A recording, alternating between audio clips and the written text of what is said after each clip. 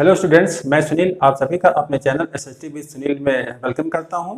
आज का जो हमारा चैप्टर यह है क्लास 10th में ज्योग्राफी में जो आना है टर्म 2 में minerals and energy resources, distinguish between the ferrous and non ferrous minerals, यानी कि लौह एवं अलौह खनिज में क्या अंतर है। ये एक इंपॉर्टेंट क्वेश्चन है जो कि पूछा जा सकता है, तो हम इस पर बात करते हैं। वे खनिज जिनमें लोहे का अंश अधिक होता है, तो आपको इस बात का ध्यान, क्योंकि देखिए वर्ड देख करके ही आप आसानी से जान सकते हो लौह, है ना, मतलब कि लौह एवं अलौह, जिसमें लोहा है तो उसको कहते हैं लौह, और जिसमें लोहा नहीं है या कुछ अंश है तो उसको कहते हैं अलौह। ठीक है, तो यानी कि फेरस एंड नॉन फेरस। वे खनिज जिनमें लोहे का अंश अधिक होता है वे लौह खनिज कहलाते हैं, जैसे लौह अयस्क, आयरन ओर जो कि हमारे देश में बहुत पाया जाता है, मैंगनीज है, निकल है व कोबाल्ट आदि। ये सब क्या है आपके लौह, मतलब कि खनिज हैं जिनको हम फेरस कहते हैं। ठीक है, उसके बाद है जिनमें लोहे का अंश नहीं पाया जाता है या बहुत कम अंश पाया जाता है, तो उसको हम क्या कहते हैं अलौह खनिज, यानी कि नॉन फेरस मिनरल्स। इसके एग्जाम्पल क्या क्या है? सोना, चांदी, प्लेटिनम और आदि।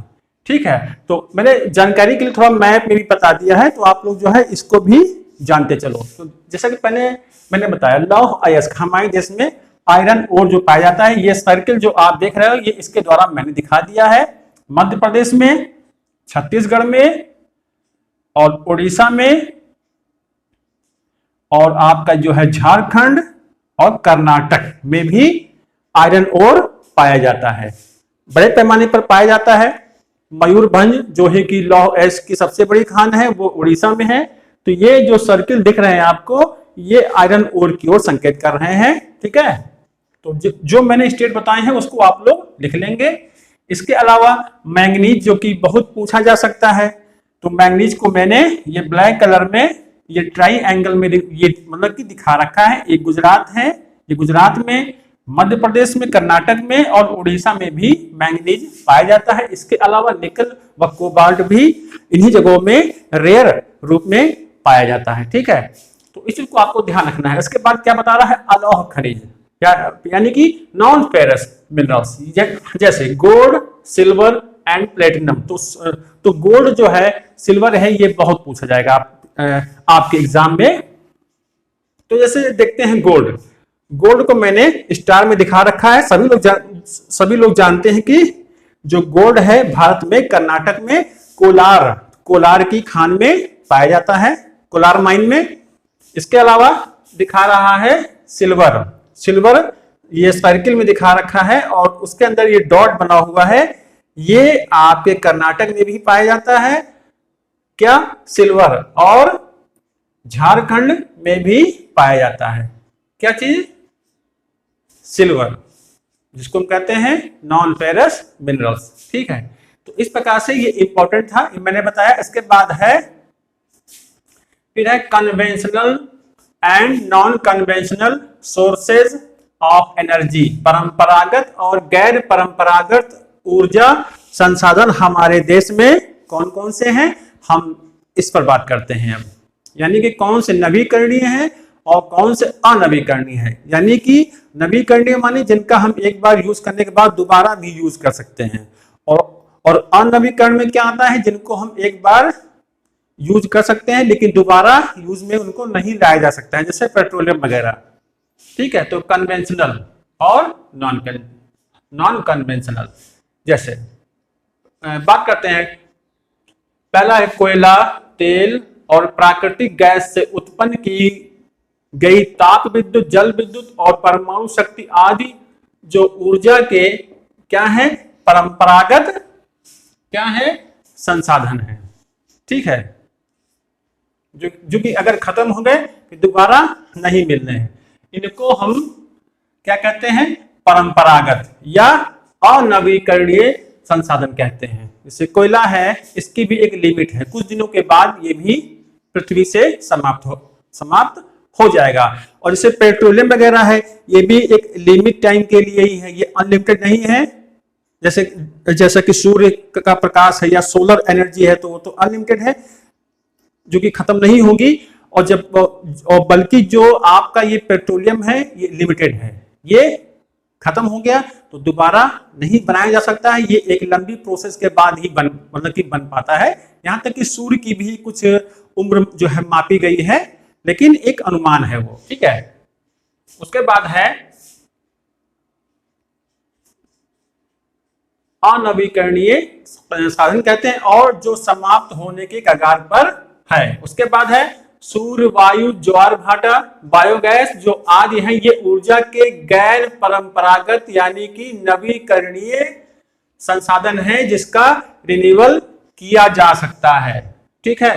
तो ये इंपॉर्टेंट था, ये आप लोग को, ये आपके एग्जाम में लगभग 99% जरूर पूछा जाएगा। इस पर आप लोग जरूर एक बार वर्क कर लेंगे, ठीक है। इसके एग्जाम्पल भी याद कर लेंगे और बेहतर तरीके से रीड भी कर लेंगे। इसके बाद आता है व्हाट इज मिनरल। मिनरल क्या है, ठीक है। खनिज क्या है। खनिज कहते किसको हैं, साधारण सी भाषा में है जिसको खनन करके, खोद करके, खुदाई करके निकाला जाता है, उसको कहते हैं खनिज, मिनरल्स, ठीक है। तो व्हाट इज मिनरल, खनिज क्या है। उन प्राकृतिक साधनों को कहते हैं, ये नेचुरल चीजें हैं जो कि प्रकृति के द्वारा बनाया गया है, जो शैलों से प्राप्त होते हैं, चट्टानों से प्राप्त होते हैं। हमको शैल कितने प्रकार की होती हैं, कमेंट बॉक्स में बताइएगा। भूवैज्ञानिकों के अनुसार खनिज एक प्राकृतिक रूप से विद्यमान समरूप तत्व है। इसमें बहुत सारे तत्व मिलकर के ही ये बनाते हैं क्या, खनिज, जिसकी एक निश्चित आंतरिक संरचना होती है। जैसे कोई भी सेल उठा करके देखिए, उसको तोड़ करके देखा जाए या किसी भी मिनरल्स को, तो उसमें क्या है, उसकी जो आंतरिक संरचना होगी वो आपको दिखेगी।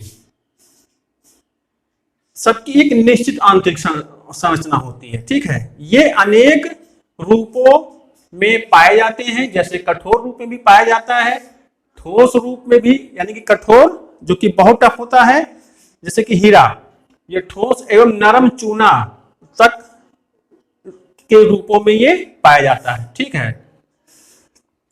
उसके बाद है how are minerals formed in igneous and metamorphic rocks. आग्नेय तथा कायांतरित चट्टानों में खनिजों का निर्माण कैसे होता है। जो रॉक्स होती हैं, इसमें ये खनिज कैसे डेवलप हो जाते हैं, कैसे बन जाते हैं, ये चीज यहां पर ये पूछ रहा है।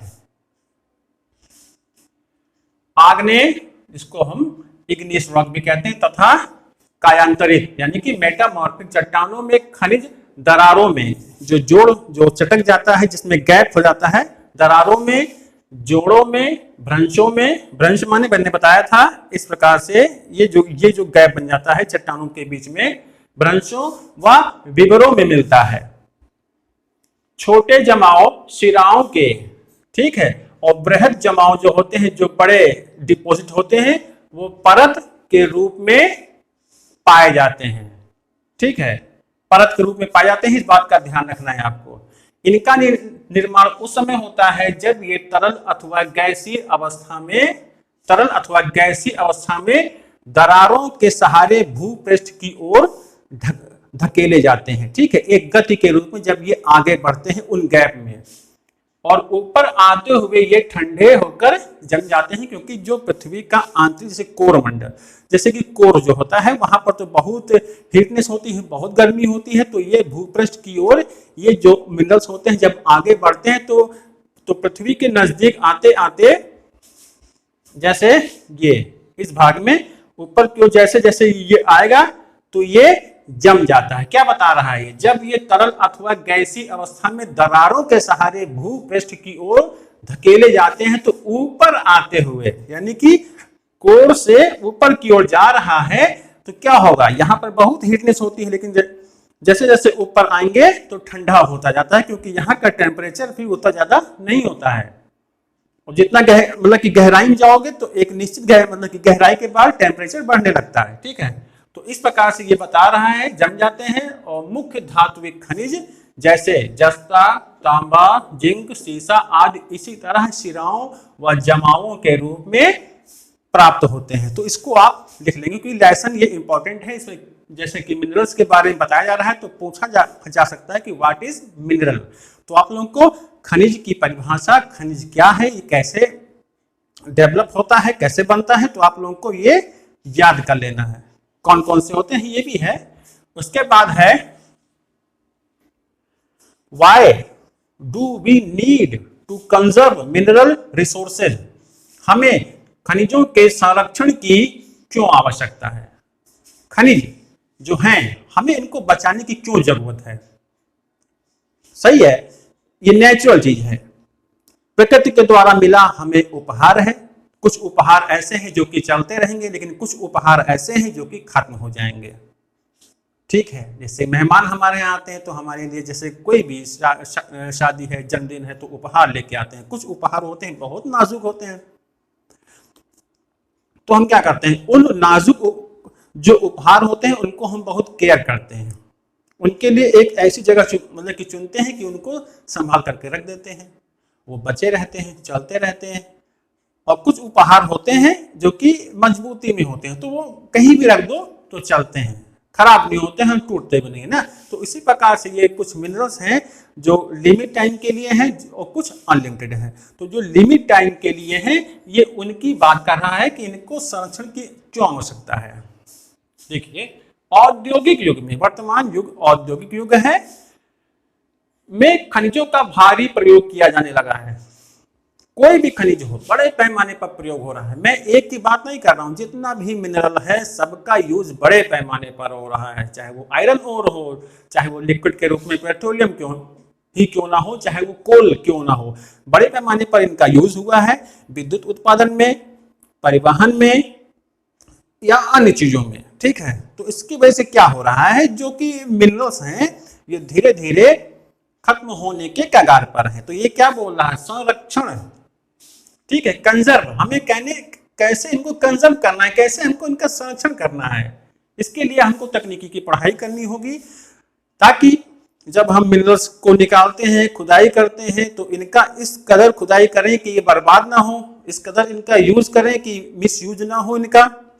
जैसे पेट्रोलियम को ले लो आप, पेट्रोलियम है, इस कदर निकाला जाए कि बर्बाद ना हो, इस कदर उसका परिवहन हो, ट्रांसपोर्टेशन हो कि वो खराब ना हो। या जैसे आपने देखा होगा कि पानी के वो जो शिप होते हैं जब उस पर भेजते हैं उसको, जब कोई देश इंपोर्ट करता है उसको या एक्सपोर्ट करता है तो कभी कभी दुर्घटनाएं हो जाती हैं। तो जिसकी वजह से मिनरल जो ऑयल होता है, पेट्रोलियम, वो जो है सी वगैरह में जो है मिक्स हो जाता है, मिल जाता है पानी में। ठीक है, तो उसकी वजह से क्या होता है, जो जलीय जीवन है वो खतरे में पड़ जाता है। तो वो जो एक्सीडेंट में बह गया है, जो निकल गया है मिनरल पेट्रोलियम, क्या उसकी रिकवरी हो पाएगी। तो हमें इन चीजों को समझ, और इसके अलावा हमें इन मिनरल्स का यूज इस प्रकार से करना है कि ये खत्म ना होने पाए। कहते हैं कि समझदारी से इनका यूज करना। जैसे मान लो मेरे घर में बाइक है और मैं बाइक को चलाता हूं, कहीं दूर जाना है तो ठीक है कि बाइक से चले गए, अपने नजदीकी क्षेत्र में जाना है तो पैदल या बाइसिकल ना, या कहीं जा रहे हैं तो टैक्सी का या जो बसेस होती हैं हमको उनका यूज करना चाहिए। ठीक है, अगर जैसे बस में 100 लोग जा रहे हैं, अगर 100 के 100 लोग बाइक लेकर के जाएं और अगर 100 के 100 लोग एक ही बस में जाएं, तो आप ही बताओ किस चीज में आपको ज्यादा सहूलियत होगी और किस चीज में आपका ये पेट्रोलियम बचेगा और पर्यावरण की रक्षा होगी। ये आप खुद ही समझ सकते हो, जो मैंने ये एग्जांपल दिया है। तो हमको पेट्रोलियम को बचाना है, इसका संरक्षण करना है। किस तरीके से, ये बता रहा है सतत पोषणीयता, इसको कहते हैं सस्टेनेबल डेवलपमेंट। सस्टेनेबल यानी कि किसी भी खनिज का इस प्रकार से यूज करना है कि ये आगे भी काम आता रहे। ठीक है, पेट्रोलियम का या जो मिनरल्स हैं हमें इनका इस प्रकार से यूज करना है कि आने वाले समय में इनका भी यूज होता रहे। ये नहीं कि बस हम जब तक जीवित हैं इसका यूज कर लें, बाद का हम नहीं जानते हैं। तो सतत पोषण का मतलब होता है कि इस प्रकार से यूज करो कि आने वाली पीढ़ियां भी उसका यूज कर पाए। जैसे पर्यावरण है, पर्यावरण को इस प्रकार से हमको मैनेज करना है कि ये खराब भी ना हो, प्रदूषित भी ना हो, क्योंकि आने वाली पीढ़ियां भी तो इसी पर्यावरण में रहेंगी, तो बचा के चलना है, इनको कंजर्व करना है। ठीक है, तो ये था। सबसे इंपॉर्टेंट है सस्टेनेबल डेवलपमेंट, ये आप लोग जान लेंगे। उसके बाद है describe the distribution of coal in India. भारत में कोयला वितरण का वर्णन करिए। कोयला कहां कहां पाया जाता है ये जानना है आपको। सबसे कोयले के 4 प्रकार होते हैं, पहले जान लेंगे। पहला है पीट मतलब कोल, जो जिसमें कम कार्बन होता है, ये निम्न ताप इसमें उत्पन्न होता है। लिग्नाइट, ये निम्न कोटि का होता है, भूरे रंग का होता है। बिटुमिनस, ये भी ठीक है। एंथ्रेसाइट सबसे उच्च कोटि का कोयला माना जाता है, सबसे कठोर, सबसे ब्लैक दिखता है, सबसे अच्छा कोयला माना जाता है। इसका जो वितरण है वो 2 प्लेटों में देखने को मिलता है, एक गोंडवाना लैंड प्लेट और दूसरा है टर्शियरी। ठीक है, 2 प्रमुख भूगर्भिक युगों के शैल क्रम में पाया जाता है, एक है गोंडवाना, एक जिसकी आयु 200 लाख वर्ष से अधिक है, रही है। जो गोंडवाना लैंड में आता है वो दामोदर घाटी आता है, पश्चिम बंगाल, झारखंड। तो आपका ये पश्चिम बंगाल है, ये आपका झारखंड है, तो इस भाग में ये आता है। उसके बाद बता रहा है झरिया, झारखंड में, झरिया झ, झारखंड झ। तो इस प्रकार से आप लोग को याद कर लेना है। तो झरिया में सबसे मतलब कोयले की खान है, और रानीगंज जो कि पश्चिम बंगाल में पड़ता है, इस भाग में पड़ता है पश्चिम बंगाल में, और रानीगंज वो झरिया झारखंड में पड़ता है। कोयले की खाने हैं दोनों। ठीक है, ये है झरिया, ये है आपका रानीगंज, जो कि कहाँ पड़ता है, वेस्ट बंगाल में पड़ता है। ठीक है, तो आप लोग को याद कर लेना है, बहुत इंपॉर्टेंट है, ये मैप में भी आता है। बोकारो झारखंड में पड़ता है, इसी भाग में पड़ता है बोकारो। ठीक है, तो उसको आप लोग जान लेंगे। तो ये किस में आता है, गोंडवाना लैंड में आता है। दूसरा है टर्शियरी युग में। ठीक है, टर्शियरी प्लेट 55 लाख वर्ष पुराने इसमें जो है वो डिपॉजिट मिलते हैं। ये कहाँ कहाँ पर फैला हुआ, ये मेघालय में, असम में, अरुणाचल प्रदेश में, नागालैंड में ये फैला हुआ है। मेघालय कहाँ पर, इस भाग में मेघालय, मेघालय हो गया। उसके बाद है असम, ये है आपका असम है, असम। अरुणाचल प्रदेश, अरुणाचल प्रदेश ये हो गया आपका नागालैंड, नागालैंड जो है ये आपका असम है, ये है नागालैंड आपका। ठीक है, तो ये आपका किस में आता है, नागालैंड, ये सब आता है आपका टर्शियरी युग में। तो 2 प्लेटों में हमको कोयला मिलता है, इसको जान लेंगे, बहुत इंपॉर्टेंट है, मोस्ट इंपॉर्टेंट है, बहुत पूछा जाएगा।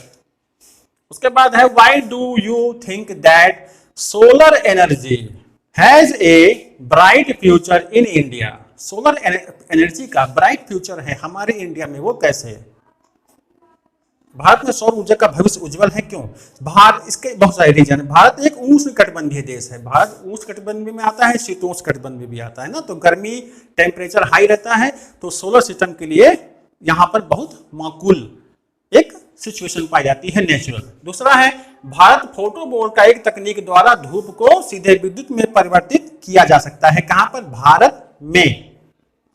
तीसरा है भारत का सबसे बड़ा सौर ऊर्जा संयंत्र भुज के निकट माधोपुर में स्थित है। माधोपुर कहाँ है, ये भुज में पड़ता है, भुज जिला है गुजरात का, इस भाग में पड़ता है, लिखे देता हूं, लिख लेंगे, भुज गुजरात में है। ठीक है, सबसे बड़ा यहाँ पर प्लांट लगा हुआ है, किसका, सोलर सिस्टम का। ठीक है, फिर है ये प्रकृति का एक मुक्त उपहार है, फ्री है, गरीबों के लिए तो वरदान हो गया ना बिजली का बिल देना है, बस एक बार इन्वेस्ट करना है, उसके बाद कोई बिल नहीं, आराम से यूज करते चलते हैं। वर्तमान में तो एरोप्लेन भी बन रहे हैं, बसेस भी बन रही हैं, जिनकी छत पर जो है, रूफ पर जो है पैनल लगे होते हैं। अब तो रूफ वाले घर बनने लगे हैं जिस पर सोलर पैनल लगा होता है, तो घर को आसानी से बिजली मिल रही है ना।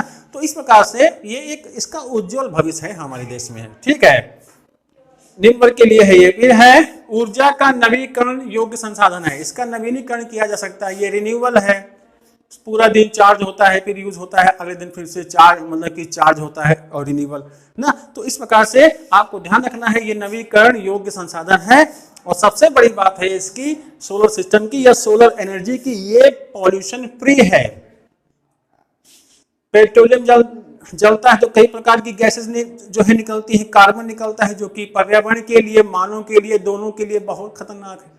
और जो सोलर एनर्जी है ये तो पॉल्यूशन फ्री है, तो नुकसान कैसा, तो गवर्नमेंट भी इस ओर ज़्यादा फोकस कर रही है।